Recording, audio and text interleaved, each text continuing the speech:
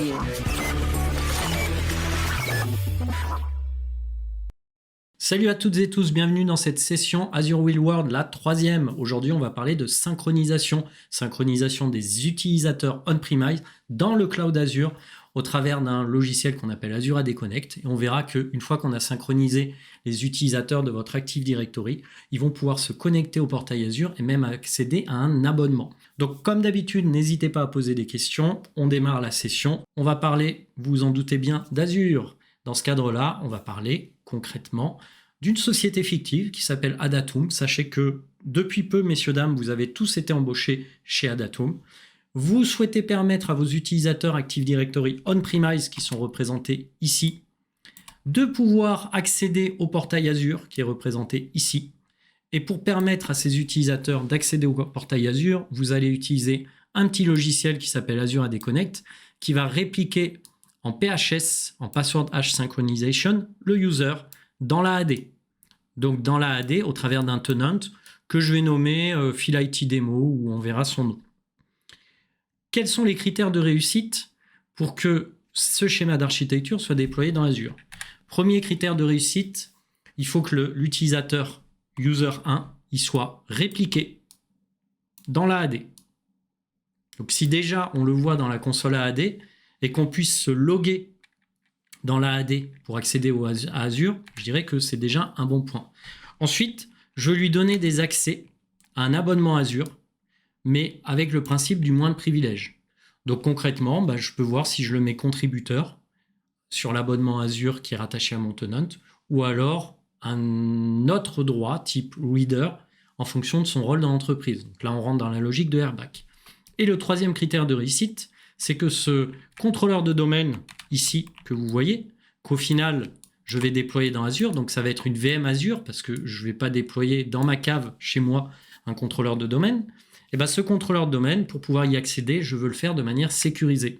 Et là, on rentre dans le bastion, puisqu'un contrôleur de domaine n'a pas vocation à avoir une IP publique. Mais comme je n'ai pas de VPN vers Azure, effectif là tout de suite, il va falloir que, à la création de la VM, j'enlève son IP publique et qu'en parallèle, je crée un bastion.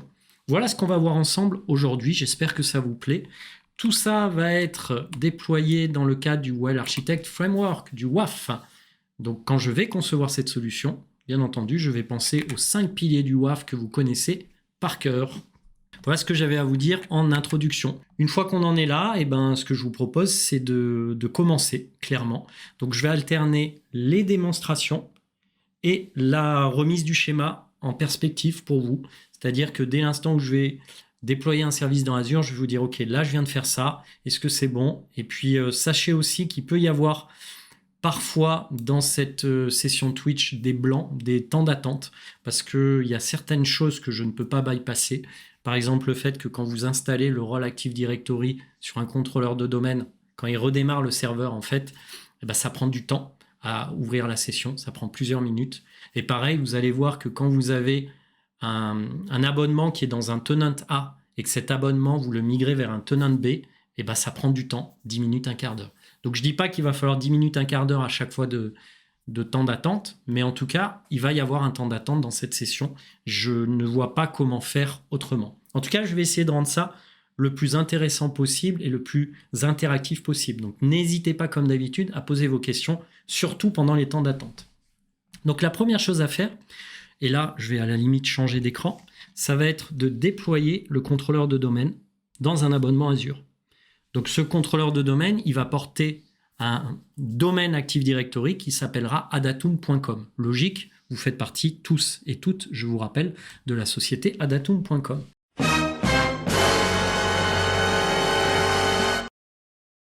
Donc, première chose à faire, on va créer une machine virtuelle dans Azure, dans mon groupe de ressources, RGDemo-ATT, et cette machine virtuelle, je vais la mettre en Windows Server 2019 Data Center.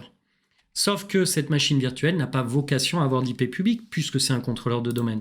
Donc, un point important, c'est que ma fameuse VM là que je vais déployer avec vous, je vais lui enlever son IP public.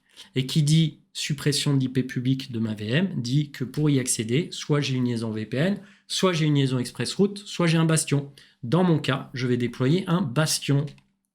Donc je mets un login pour accéder à ma VM, un login qui est en fait un compte local, puisque ma VM, elle n'a pas encore le rôle ADDS installé, le rôle Active Directory Domain Services. Pour l'instant, pour y accéder, je vais vraiment le faire via un compte local. Ensuite, au niveau des disques, je touche à rien. Ce qui va m'intéresser, c'est le réseau. Alors pourquoi le réseau va m'intéresser? Parce que concrètement, il va falloir que je crée un réseau qui supporte et ma VM, donc un subnet de production, et mon bastion. Donc ici, je vais laisser l'espace d'adressage par défaut, 10.1.0.0/16, pourquoi pas. Par contre là, je vais créer un réseau que je vais nommer production. Et comme le bastion nécessite son propre subnet, je vais nommer Azure Bastion Subnet l'autre subnet et je vais le mettre en espace d'adressage 10.1.1.0.0/24. Voilà, donc là je dirais que je suis plutôt pas mal. Effectivement, comme dit Christophe, le bastion nécessite un subnet qui lui est dédié, que je viens de créer. Et là, vous voyez, je vais enlever l'IP public de ma VM. Ce qui fait que sans bastion, je ne pourrais pas accéder à cette VM. Donc je vais déjà créer la VM. Et pendant qu'il crée la VM, je vais créer le bastion avec vous. Donc boum, lancement de la création de la VM par Azure. Parfait. On dirait que tout va bien, sachant que je l'ai créé en France Centre. En même temps, pendant qu'il me crée ma VM, je vais lancer la création du bastion. Ça me va très bien. Parce que le bastion, ça met à peu près 10 minutes à se créer. Donc dans le bastion, je vais l'appeler bastion démo en France Centre. Important, parce que s'il n'y a pas de peering, et si ma VM est dans un autre VNet, je ne pourrai pas y accéder via le bastion. Donc ici, le VNet, c'est parfait. C'est le VNet de prod de ma fameuse VM. Et le subnet que je viens de créer au moment de la création de ma fameuse VM qui va faire office de domaine controller. Là, je dirais que je suis tout bon. Il va me créer une IP publique par rapport à mon bastion. Une fois que j'ai fait ça, j'ai plus qu'à faire un create. Donc là, vous voyez, il a déjà créé ma VM. Donc je ne vais pas pouvoir y accéder encore puisque le bastion n'est pas créé. Donc c'est très bien parce que pendant ce temps, on va faire plein d'actions sur le tenant. Alors, première chose maintenant, c'est qu'on va créer un tenant qui va être dédié à recevoir mes utilisateurs Active Directory on-premise. Donc ce tenant-là, je vais le nommer du même nom que ma société fictive qui s'appelle Adatum, rappelez-vous.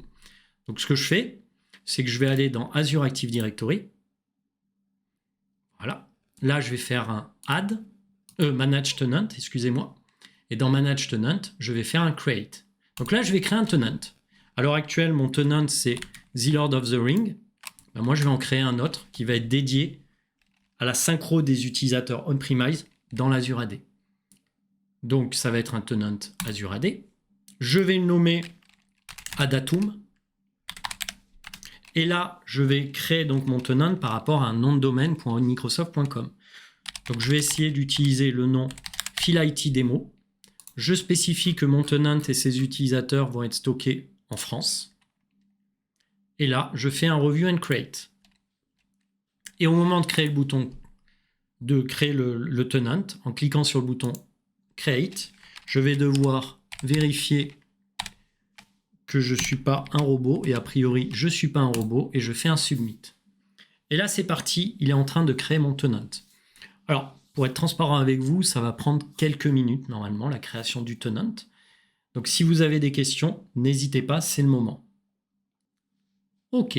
Je dirais qu'on va switcher ici sur la vue. Et vous voyez, mon tenant est déjà créé. Donc, ça a été relativement rapide. Donc là, ce que je vais faire, c'est que avec mon email, je vais me connecter à ce tenant. Puisque je l'ai créé en tant que philippe.payola@gmail.com, ça veut dire que j'ai tous les accès. Je suis global admin sur ce tenant. Donc là, je sélectionne le tenant Adatum et je fais un switch. Et là, automatiquement, j'arrive directement sur le tenant que je viens de créer. Et là, le principe, c'est que je vais créer tout simplement un utilisateur qui va être dédié à la synchronisation de mes utilisateurs on-premise dans l'Azure AD. Donc cet utilisateur, il va vraiment servir au moment de la configuration de l'Azure AD Connect à la synchronisation du on-premise vers l'Azure AD. Pourquoi? Parce qu'en fait, Azure AD Connect, le logiciel que je vais installer, a besoin de 2 comptes d'utilisateurs. un compte qui est admin d'entreprise de l'Active Directory on-premise et un compte qui est global admin du tenant Azure AD. Donc si maintenant je repasse sur la tablette rapidement, là je viens de créer l'AVM avec vous et je viens de créer ce nouveau tenant. Voilà ce que je viens de faire. Maintenant, mon but, c'est de créer un utilisateur qui va être l'utilisateur syncadmin. Et c'est cet utilisateur que je vais utiliser pour synchroniser mon tenant, enfin mon Active Directory dans mon tenant. Alors comment ça se passe concrètement? Eh bien, la première chose, c'est que je vais faire un new user. En créant un new user, je vais l'appeler syncadmin. Je vous ai dit qu'il s'appellerait comme ça. Voilà, pareil. Son nom, ça sera syncadmin. Je vais mettre un mot de passe que j'ai choisi. Voilà. À partir de là, je vais choisir la région où travaille mon utilisateur au quotidien. Donc vous voyez, mot de passe, région où il travaille. Et une fois que j'ai fait ça, je dirais que je peux sélectionner en rôle pour mon utilisateur le rôle Global Admin, puisque ce rôle-là est nécessaire, entre autres, à la configuration de la synchronisation. C'est bon, je viens de basculer mon écran. Je suis désolé, comme d'habitude, il va falloir me le dire. C'est compliqué pour moi, faut pas croire, hein. C'est compliqué. Donc je la refais, ce que j'ai fait, je la refais devant vous. Je vais sur le tenant, Create New User. En fait, c'était pour voir si vous suiviez. Je tape syncadmin. Ensuite, je recrée le user avec son nom, username et nom.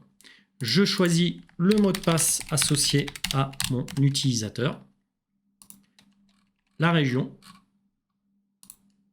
et là, dans rôle, je vais choisir Global Admin. Et là, j'ai plus qu'à faire un create. Donc là, j'ai créé l'utilisateur. Donc maintenant, ce qu'on va faire, c'est qu'on va retourner sur l'abonnement et le tenant où il y avait ma VM. Et ce que je vais faire, c'est que je vais installer le rôle Active Directory sur la VM que j'ai créée tout à l'heure. Donc là, je reviens sur mon tenant d'origine, Lord of the Ring. Je vais sur ma VM, qui est ici. Et là, je fais un connect Bastion. Là, je rentre le login, le password d'accès à ma VM. Donc, pour rappel, ma VM n'a pas d'IP public. Donc, il y a déjà un critère de réussite qui est comblé, qui était de dire que je voulais accéder à mon contrôleur de domaine de manière sécurisée. Donc là, première ouverture sur ma machine, ça prend quelques temps. Pourquoi? Parce qu'il est en train de créer le profil utilisateur. Et ce que je vais faire, c'est qu'en PowerShell, je vais tout simplement exécuter deux commandes. La première, elle va rajouter le rôle Active Directory Domain Services, qui est le rôle nécessaire pour les contrôleurs de domaine. Et la deuxième, elle va, encore une fois, rajouter le domaine Active Directory à datum.com. J'ai une question, tout ce qui est dans Lord of the Rings simule donc l'infra on-premise? Oui, tout à fait. C'est très vrai. Là, il faut imaginer que cette VM, elle n'est pas dans Azure, mais elle est sur mon infra on-premise. Donc ici, je choisis une fenêtre PowerShell et je vais copier la première ligne de commande. Cette ligne, elle va rajouter le rôle ADDS. Voilà. Donc elle rajoute le fait de promulguer la machine avec le rôle ADDS en tant que contrôleur de domaine. Et la deuxième commande, en fait, elle va créer le domaine Active Directory. Donc là, ça va prendre quelques minutes pour faire ces deux actions. Si vous avez d'autres questions, il ne faut pas hésiter. Vous êtes 21, c'est pas mal, hein? C'est une bonne session. On aimerait toujours que vous soyez plus, hein, mais 21, c'est déjà pas mal, je trouve. Donc là, installation du rôle Active Directory.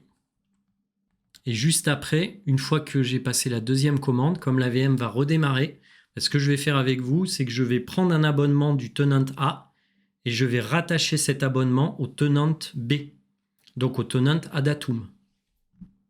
Vous allez voir ça. J'ai créé un abonnement dédié pour ça. On va s'amuser.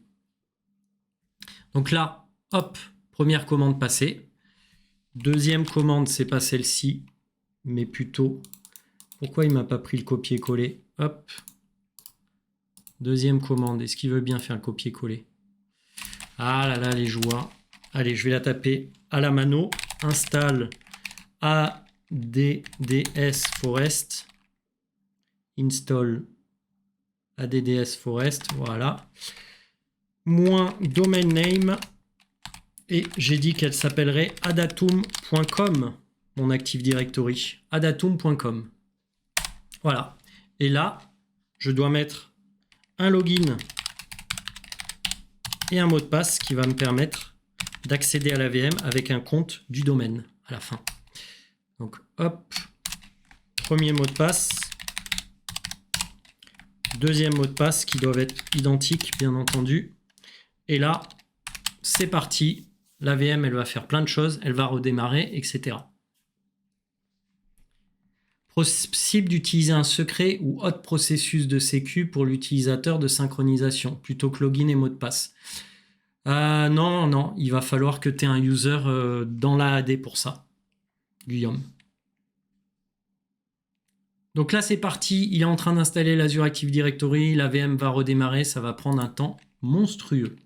Pendant ce temps, ce que je vais faire, c'est que, rappelez-vous, j'ai créé un Azure Active Directory qui s'appelle Adatum, et je vais aller sur un tenant qui s'appelle répertoire file démo. Et dans ce tenant, j'ai un abonnement, regardez, qui s'appelle Valinor. Et cet abonnement-là, en fait, ce que je veux faire, c'est que je veux le rattacher à Adatum. Donc j'ai un abonnement qui est rattaché pour l'instant à répertoire file démo. Ce que je veux, c'est qu'il soit plus rattaché à répertoire file démo. Je veux qu'il soit rattaché à Adatum. Alors pourquoi je fais ça? Parce que comme quand on crée un nouveau tenant, il n'y a pas d'abonnement qui lui est associé. Et comme une fois que j'aurai synchronisé l'utilisateur, je veux que cet utilisateur puisse accéder à un abonnement, j'ai choisi Valinor. Et donc, vous allez voir comment on fait de la migration intertenant d'abonnement. Ce n'est pas tous les jours qu'on le fait. Vous allez sur l'abonnement. Là, vous faites un Change Directory. Vous sélectionnez la cible. La cible, c'est Adatum, si tout le monde est d'accord. Et là, vous cochez la petite case I understand. Alors, qu'est-ce que ça implique de changer un abonnement de tenant? Ça va impliquer deux choses techniquement. Premièrement, tous les droits d'accès que vous aviez définis au niveau de l'abonnement vont sauter. C'est-à-dire votre abonnement, en gros, lorsqu'il va être migré, tous les droits que vous aviez mis dessus, ils sont supprimés. Et deuxièmement, il faut savoir que si vous aviez des services dans l'abonnement qui utilisaient ce qu'on appelle les identités managées, là aussi, vos identités managées ne vont pas suivre cet abonnement dans le nouveau tenant. Et quelque part, c'est logique, puisqu'une identité managée, le principe, c'est qu'elle représente une ressource Azure dans le tenant. Donc si vous changez de tenant cette ressource, elle perd son identité managée. À partir de là, on fait un change. Et là, c'est parti. On va dire que pendant quelques minutes, mon abonnement va être migré du tenant A, qui s'appelle répertoire file démo, vers le tenant B, qui est la cible, qui s'appelle Adatum. Une fois que j'ai fait ça, ma VM, là, elle est en plein redémarrage. Et ce que je vais faire, c'est que je vais donc retourner au tenant d'origine et je vais me reconnecter à la VM pour créer l'utilisateur 1 et pour pouvoir le synchroniser. Donc je vais ici je suis sur mon tenant, je vais sur ma VM, je fais un connect bastion. Et là, cette fois, je vais mettre le user qui va s'appeler Adatum.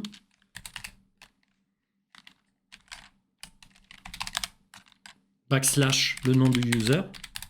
Ou alors, tout simplement, admin_td @adatum.com.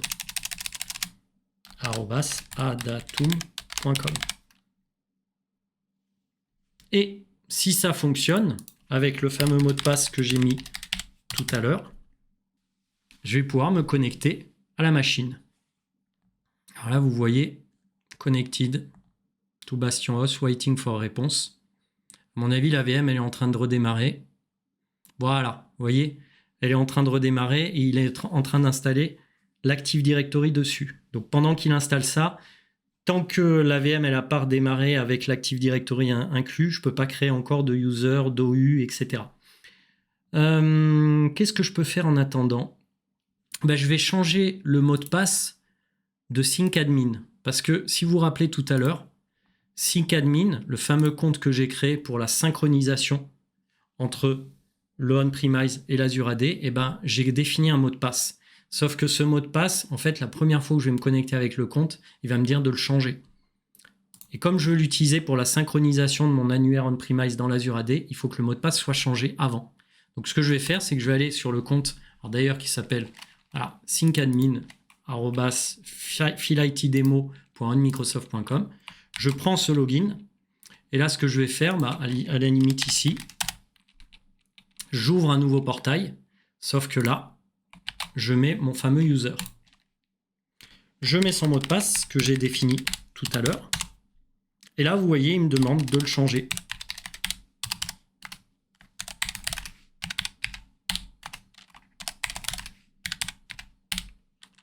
Voilà, c'est fait. Donc là, mot de passe changé. Et on voit bien que ce user, il a accès à mon fameux tenant Adatum.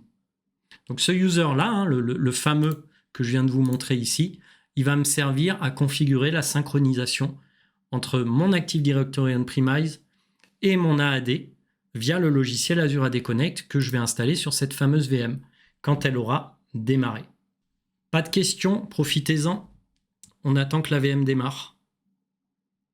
C'est le fameux temps d'attente dont je vous parlais tout à l'heure, que je ne peux pas bypasser malheureusement. On peut, alors j'ai une question de Kroners, on peut installer AAD sur un DC? Il me semblait que non. Non, c'est pas ce que je fais. C'est pas ce que je fais.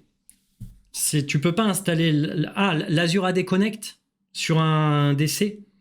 Alors, tu peux le faire, Kroners, mais effectivement, c'est pas recommandé par Microsoft. Il faut normalement que tu mettes une VM à côté, que cette VM, tu la joins à l'Active Directory et que sur cette VM, tu installes l'Azure AD Connect. Sauf que moi, dans mon cas, vu qu'on a 1 heure à passer ensemble et qu'il nous reste 20 minutes, je vais tout faire sur la même VM. Mais tu as tout à fait raison.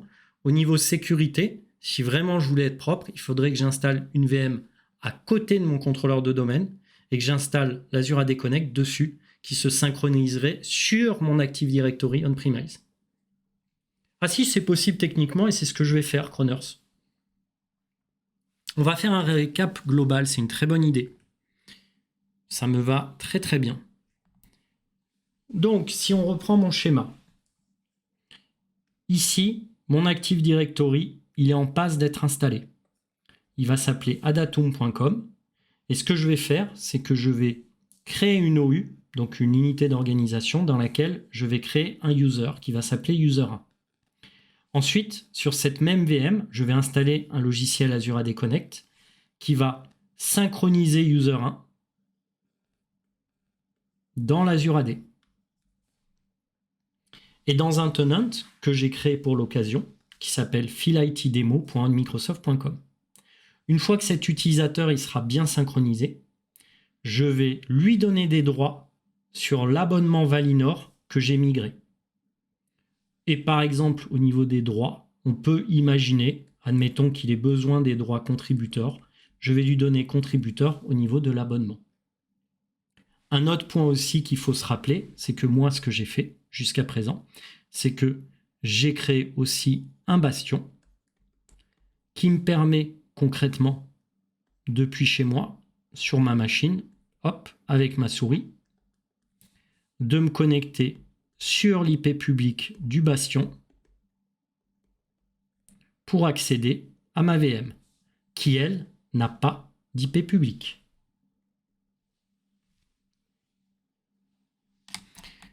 Voilà ce qu'on a fait jusqu'à présent. Hop, je vous repartage le bon écran. Ici, ma VM est démarrée. Logiquement, je vais voir l'Active Directory qui va apparaître. Ici, le rôle ADDS. Donc, la première chose que je vais faire sur ma VM, comme je vais installer un logiciel qui s'appelle Azure AD Connect depuis mon navigateur sur cette machine-là, eh ben, je vais désactiver la sécurité d'IE. Vous verrez que c'est beaucoup plus simple pour télécharger un logiciel. Sinon, je vais avoir plein de messages d'erreurs en me disant attention, tu essayes d'accéder à un site, il n'est pas trusté, etc. Donc là, temporairement, je désactive l'IE Unnamed Security Configuration sur la VM. Ensuite, qu'est-ce que je vais faire? Je vais aller dans mon Active Directory. Donc pour y aller, je vais dans Tools en haut à droite et je choisis Active Directory Administrative Center. Voilà. Une fois que j'y suis, je vais dans Adatum. Donc là, voilà mon Active Directory. Je vais l'agrandir. Première chose, je vais créer une OU, une unité d'organisation qui va être dédiée à la synchronisation de mes users. Donc je vais l'appeler ToSync pour dire c'est l'OU que je vais synchroniser dans l'Azure AD. Donc tout ce qui se trouve comme objet dans cette OU en termes de user et groupe seront synchronisés dans la AD. Donc ça c'est le premier point. J'ai créé l'OU. Dans cette OU, je vais bien entendu créer un nouvel utilisateur, New User. Voilà. Donc cet utilisateur, j'ai dit que je l'appelais User1. User1. Et vous voyez, il est aux couleurs d'Adatum.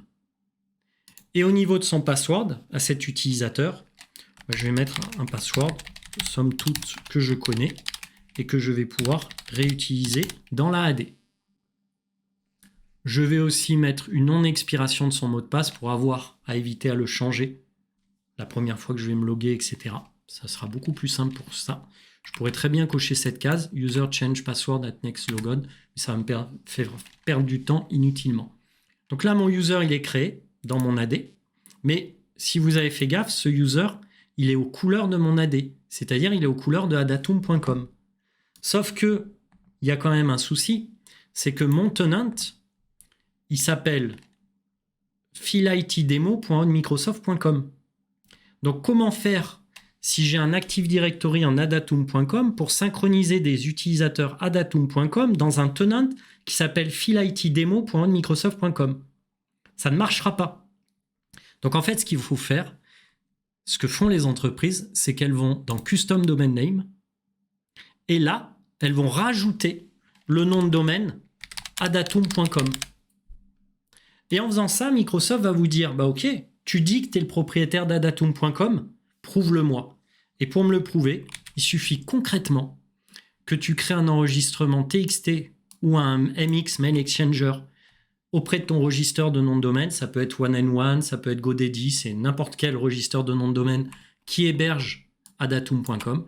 Et si tu fais ça, alors tu cliques sur Verify. Et en faisant ça, messieurs, dames, ce qui va se passer, quand je cliquerai sur Verify, si ce nom de domaine je le possédais, et bien ici, ce nom de domaine, il passerait en Available. Et là, vous voyez, il est en Unverify. Ça veut dire quoi? Ça veut dire que quand je vais synchroniser mes utilisateurs, au final, mes utilisateurs, ils vont être aux couleurs du nom de mon tenant. C'est-à-dire que user1, ça va être user1@philitdemo.microsoft.com. Alors que dans l'Active Directory, il s'appelle user1@adatum.com. Dans mon Azure Active Directory, il va s'appeler user1@philitdemo.microsoft.com. Pour éviter ça, il faudrait que ce nom de domaine-là, j'en fasse l'acquisition, que je le prouve à Microsoft, et à ce moment-là, je pourrais synchroniser les utilisateurs avec un UPN adatum.com dans un domaine Azure Active Directory qui trust adatum.com.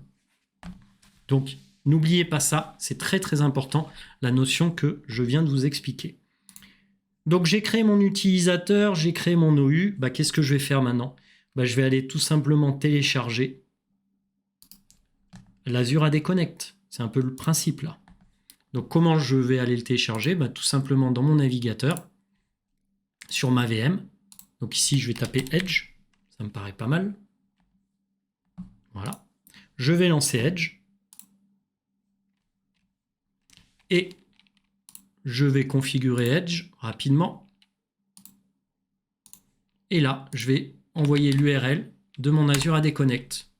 Donc ça, je vous la mets aussi dans le chat, cette URL. Et donc, ça vous permet de télécharger l'Azure AD Connect. Ici, je le télécharge, le logiciel. Ça va me prendre quelques secondes. Il est téléchargé. Alors, encore une fois, dans la vraie vie, pour le coup, alors vous allez me dire, ouais, mais on est dans une session Azure Real World et tout nous dit que ce que tu fais, il ne faut pas le faire. Ce n'est pas recommandé par Microsoft. Comme l'a dit l'un de vous, normalement, il faudrait que je crée une VM à côté de mon contrôleur de domaine, que je joins cette VM à mon domaine Active Directory, que j'installe l'Azure AD Connect sur cette VM, qui va se raccorder à mon Active Directory. En pratique, c'est la bonne pratique, encore une fois.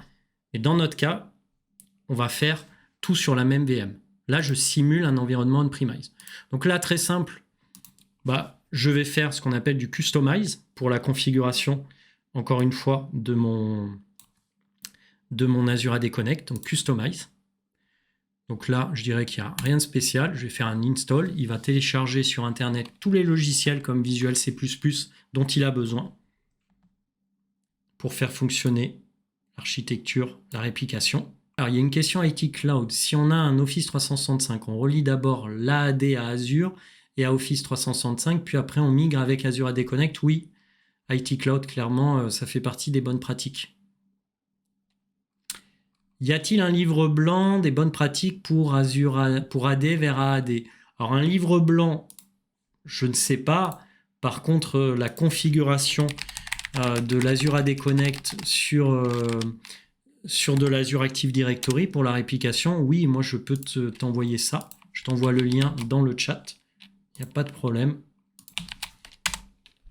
Et en gros, tu retrouveras un peu toutes les étapes qu'on est en train de faire ensemble là. IT Cloud, alors c'est une bonne question. Est-ce que l'AAD prend en charge maintenant le Kerberos? L'AAD, en termes de protocole d'authentification, elle prend en compte WS Federation, SAML et OpenID Connect.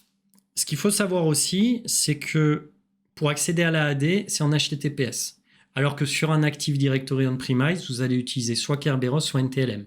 Si tu veux utiliser Kerberos dans l'Azure Active Directory, il faut que tu installes un autre service Azure qui s'appelle AADDS, Azure Active Directory Domain Services, qui va en final émuler 2 contrôleurs de domaine managés par Microsoft au format PaaS, ce qui va te permettre de synchroniser tes OU, tes GPO, etc., ce que tu ne peux pas faire à l'heure actuelle avec l'Azure AD Connect.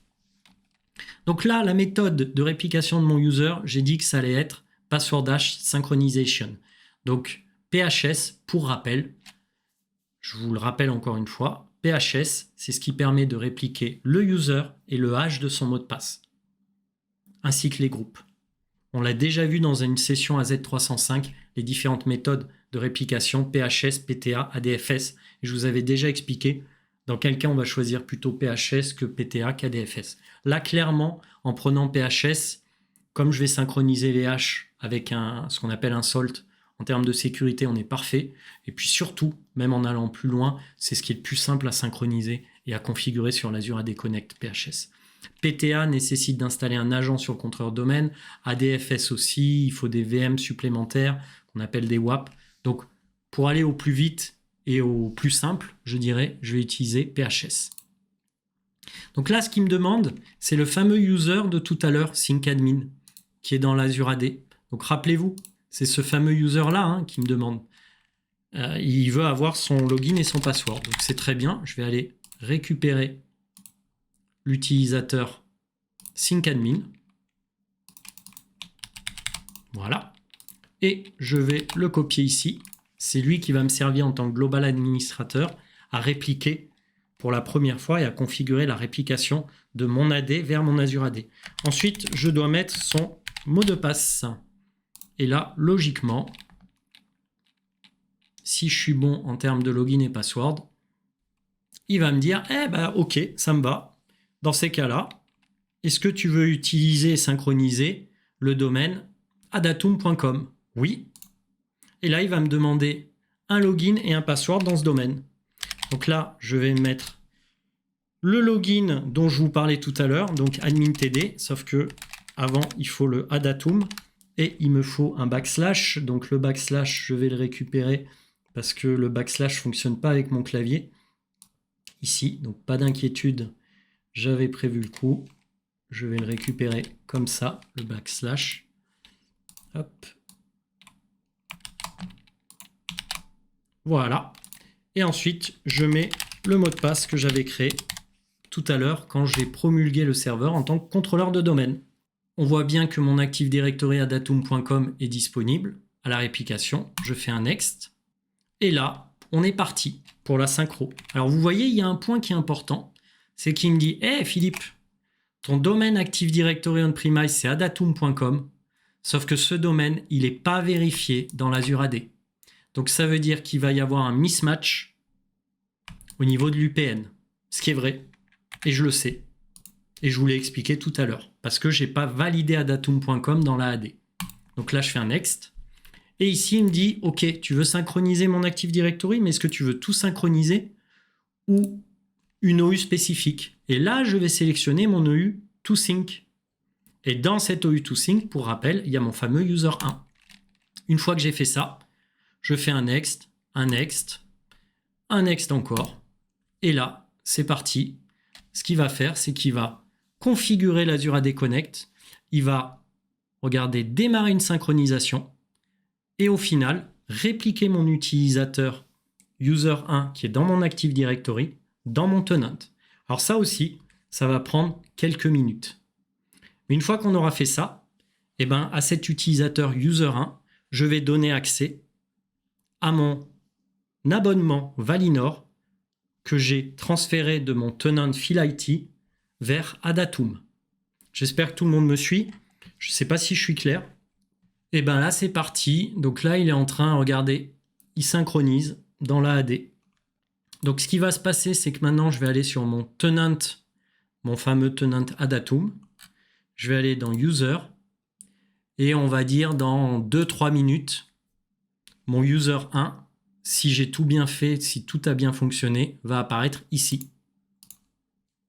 Là, vous voyez, pour l'instant, ouais, là, il est en train d'installer l'agent de synchronisation et de vérification de l'état du lien. Est-ce qu'un utilisateur créé dans l'AD serait synchronisé dans l'AD on-premise, bilatéral? Alors non. Après, ce qu'on peut faire, par contre, Punisher, c'est tu peux faire ce qu'on appelle du password write back. Alors ça veut dire quoi, password write back? Pendant qu'il fait la synchro, je vais vous l'expliquer. Ça peut être intéressant de le connaître. En fait, le principe, c'est qu'une fois que ton user il sera synchronisé ici, si tu changes son mot de passe depuis la AD, au travers d'un service qu'on appelle le SSPR, Self Service Password Reset, au moment où tu vas changer son mot de passe, ce qui est capable de faire Azure, c'est de répliquer son mot de passe changé dans ton contrôleur de domaine Active Directory on-premise. Donc ça, c'est pas exactement ta question, je sais bien, puisque toi, tu parles d'un user. Je te dis non. Par contre, un mot de passe d'un user, oui, tu peux le synchroniser de la AD vers ton on-premise. A priori, il a terminé l'installation de l'Azure AD Connect. Il devrait avoir lancé la synchro. Et donc ici, si je fais un refresh, pour l'instant, j'ai pas encore mon user qui apparaît. Je pense que ça va venir dans 1 à 2 minutes. Donc si vous avez d'autres questions, il ne faut pas hésiter. C'est le moment, ça m'évitera d'être comme une souris sous Exta à cliquer sur le bouton refresh en attendant qu'un user 1 apparaisse sur la console. Voilà, il apparaît, c'est beau, ça marche. Donc là, vous voyez, il y a l'user 1 qui vient d'apparaître. Donc ce user, vous le voyez, il n'est pas aux couleurs adatum.com, il est aux couleurs de mon tenant parce que je n'ai pas trusté le domaine adatum.com. Et donc ce user, ce que je vais faire, c'est que je vais lui donner des droits sur mon abonnement. Donc là, je vais sur l'abonnement Valinor, ici. Je vais faire un Access Control IAM, Add Role Assignment. Voilà. Ici, je vais lui dire, à la limite, il est contributeur sur mon abonnement. Donc ce que je vais faire, c'est que je vais chercher le mot-clé contributor. Voilà, privilège administrateur rôle. C'est ça, on l'a changé dernièrement. Ça, c'est tout nouveau dans la console Azure.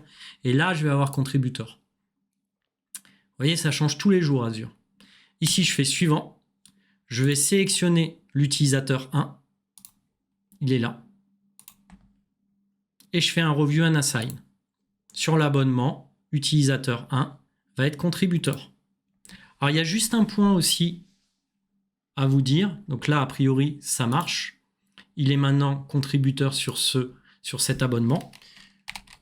C'est que ce que je voulais vous dire, c'est que dans l'Azure Active Directory, quand vous configurez la synchronisation depuis le on-premise vers la AD, ce que fait Azure, c'est qu'il va créer un compte de service qui s'appelle On-Premise Directory Synchro. Et ce compte de service-là, il va servir à gérer la connexion et l'interco et la réplication de vos utilisateurs on-premise dans l'Azure AD. Donc si j'ai tout bien fait, maintenant, pour vérifier que j'ai bien respecté tout ce qu'on avait dit au début, je vais créer ici un nouvel onglet. Je vais faire un switch utilisateur. Je mets mon utilisateur. Je mets son mot de passe. Je me log dans la console Azure, donc avec user 1. Et là, regardez, user 1 a bien accès à mon abonnement Valinor. Donc si on résume tout ce qu'on a vu jusqu'à présent, au départ, j'ai donc répliqué un utilisateur user 1 via la méthode PHS. Je lui ai donné les droits de contributeur. Alors vous pourriez me dire, ouais, tu as été un peu fort avec les droits. C'est vrai, les droits contributeurs lui permettent d'avoir accès à toutes les ressources, de les supprimer, de les modifier. Par contre, il ne peut pas donner des droits à d'autres utilisateurs. Donc je trouve que c'est déjà pas mal en termes de fourniture de droits. Et enfin, je lui ai permis d'administrer mon contrôleur de domaine de manière sécurisée, puisque mon contrôleur de domaine n'a pas d'IP public, il n'a qu'une IP privée, et pour y accéder, je passe par le bastion.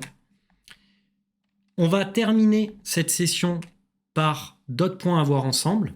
Donc, une fois que j'ai fait ça, le principe, c'est que je veux supprimer mon tenant. Et vous allez voir que ce n'est pas si simple de supprimer un tenant. Donc ici, je suis sur mon tenant. Si je vais dessus et que je fais Manage Tenant et que je fais Add Atom et que je fais Delete, Azure ne va pas être content. Il va checker, il va me dire il y a deux problèmes. Un, il reste des utilisateurs sur ton tenant que tu veux supprimer. Et deuxièmement, tu as encore un abonnement qui est rattaché à ton tenant. Donc, quand il n'y aura plus d'utilisateurs et quand tu n'auras plus d'abonnement, tu pourras sélectionner ton tenant et le supprimer. Donc, qu'est-ce que je vais faire ? Déjà, je vais aller sur Valinor et cet abonnement, je vais le renvoyer sur son tenant d'origine, qui était, pour rappel, répertoire file démo. Donc là, je suis en train de le redéplacer de l'autre côté pour pouvoir supprimer mon tenant. Deuxième chose, il m'a dit, il faut plus qu'il y ait d'utilisateurs pour pouvoir supprimer ce tenant. Et là, je vais dans User et je vais sélectionner cet utilisateur, cet utilisateur, cet utilisateur, sachant que celui-ci et celui-ci sont utilisés pour la synchro et celui-là est un utilisateur synchronisé. Comment je vois que c'est un utilisateur synchronisé depuis l'AD ? Parce que vous voyez, il y a la colonne on-premise et on voit qu'il est à yes, c'est-à-dire qu'il est synchronisé. Donc ces trois utilisateurs, je vais les supprimer. Et là, au final, il va me rester plus qu'un utilisateur. C'est moi-même, je ne peux pas me supprimer du tenant. Donc là, logiquement, déjà, ça devrait être plus facile de supprimer le tenant. Alors ça prend quelques temps, normalement il faut attendre quelques minutes avant qu'ils prennent en compte que l'abonnement a été rattaché à un autre tenant et qu'il n'y a plus d'utilisateurs dedans. On va essayer, voir s'il veut bien le faire maintenant. Ça va venir de toute façon. Vous voyez, là, il n'a pas encore pris en compte. Donc, on va faire un refresh. Voilà, là, il a pris en compte que les users ont été supprimés. Il ne reste plus que l'abonnement pour le coup. Il me dit qu'il y a encore un abonnement.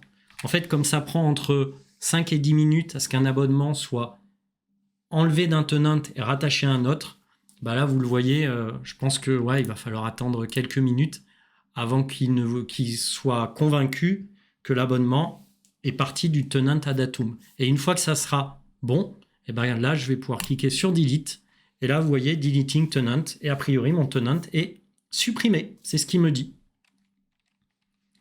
J'espère que vous avez tout bien suivi. Un nouvel user AD est-il ensuite synchronisé automatiquement? Fréquence de mise à jour. Alors, c'est une très bonne question. En fait, dans l'Azure AD Connect Punisher, tu peux modifier la fréquence de synchro qui est de l'ordre de 20 minutes de mémoire. Par défaut, je crois que c'est 20 minutes. Toutes les 20 minutes, il va synchroniser ton AD on-premise dans l'Azure AD, mais tu peux réduire ce time-lapse si tu veux. Y a-t-il des frais pour créer plusieurs tenants dans Azure? Non, un tenant, c'est gratuit de le créer. Guerzybeb, c'est gratuit de le créer. Par contre, si tu commences à mettre des licences sur le tenant, par exemple des licences P2, P1, etc., là, comme tu demandes à avoir des fonctionnalités supplémentaires avec des licences dont tu dois acquérir celles-ci auprès de Microsoft, et ben dans ces cas-là, ça va devenir payant. Donc là, voilà, mon tenant, il est en phase de suppression définitive. À bientôt tout le monde, j'espère que cette vidéo vous a plu. Salut!